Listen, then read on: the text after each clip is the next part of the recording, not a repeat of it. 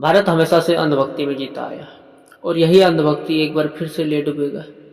हमारे यहाँ जिस अंधे को दिखाई नहीं देता, जो खुद का इलाज नहीं कर सकता, उसे लोग देश के बारे में पूछता है। जो लोगों में दूसरे दूसरे जात बताकर लोगों में आपस में लड़ाई झगड़ा करवाते, उस अंधे से लोग पूछा जाता है। जो अपने समान लोगों को अपना नहीं समझते, जो उसको नीचा दिखाने की कोशिश करता है, तो वो कैसे महान हो सकता है।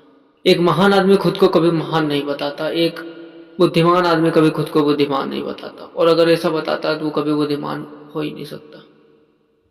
हमारे देश में चोर चकोर लोग भरे पड़े, और हमारे देश में हमारी जनता इतना मूर्ख है कि उन्हें यह तक समझ में नहीं आता कि भगवान इन जैसे बेवकूफ़ों को मानने की वजह से नहीं, हम बल्कि पहले से मानते आए थे। जो अपना आँख का इलाज ठीक से नहीं कर पाते, वो दूसरों को ज्ञान देते फिरते हैं। इन बेवकूफ़ों से भी बड़ा बेवकूफ़ एक है जो देश चलाने के लिए राजा बना पड़ा है, जिनके अंदर बुद्धि नाम का तनिक भी चीज नहीं है, और उसे राजा लोगों ने बना दिया। मूर्खों के झुंड का राजा, जो साल भर में 50 देश घूमने जाता है, जिसके बावजूद उसके अंदर एक देशों का बुद्धि नहीं आ पाता है। अगर किसी राजा को देश बदलना होता है, साम्राज्य बदलना होता है, तो उसके लिए 5 साल काफी समय होता है। लेकिन इन जैसे चोरी चक्कों के पास 12-15 साल होने को है, अभी तक कुछ न कर पाया। ये देश के लिए, आगे भविष्य के लिए कैसे कुछ कर सकता है, कैसे कोई यकीन करेगा। और क्यों करेगा? क्योंकि इनके पास चोरी के लिए काफ़ी सारे लोग भरे पड़े हैं। हमेशा लोगों का इज्जत गया, इसके चलते चोरी चक्कर बढ़ा, मर्डर केसेस बढ़े। वो तमाम चीज़ें इनके कार्यकाल में हुआ जिससे देश आगे अगले 10 सालों में बिखरता हुआ दिखेगा।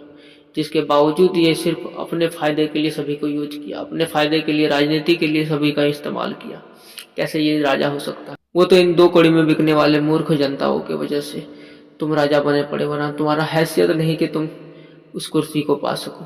यकीन मानो, इस मूर्ख की वजह से एक दिन हमारा देश, जिन महान आत्माओं ने अपना जान देकर, बलिदान देकर आज़ाद किया था, वही ये फिर से परिस्थिति पैदा करेगा।